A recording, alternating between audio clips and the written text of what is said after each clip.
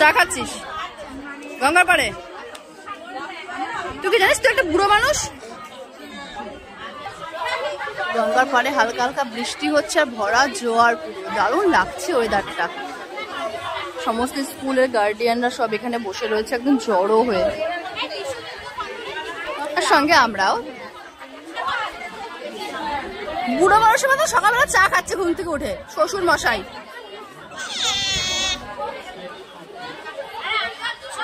ঘুমাসনি কেন? বাড়িতে এসেছিস কেন তুই এখানে? কোনো কথা কানেই দিচ্ছে না। আর আসবি না?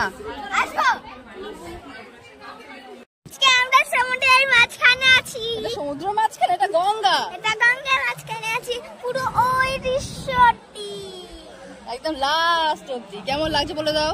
ভালো লাগছে। কতটা ভালো? ভীষণ ভালো না অল্প ভালো? আর দেখো অনেক মাছ আছে। আর কি আছে এখানে? আর অনেক হাওয়া বসে, অনেক হাওয়া আছে। আর সবাই কি করছে এখানে বলে দাও? সবাই কি করছে? কে কি করছে? স্নান কেন করছে?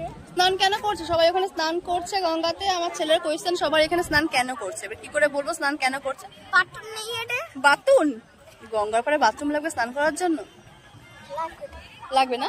হ্যাঁ। আচ্ছা তোর কেমন লাগছে এখানে সেটাই বল। আমি এখানে স্নান করব। তুই এখানে কি করবি? স্নান করে বেরিয়েছিলাম।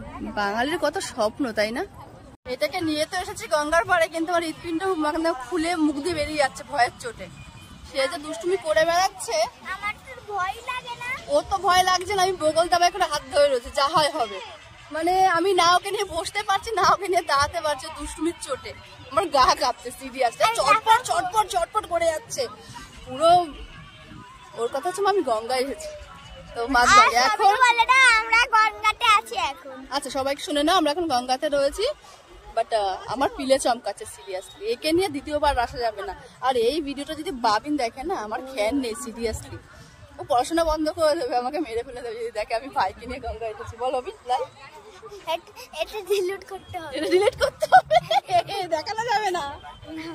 বাট ভীষণ মজা হচ্ছে, ভীষণ।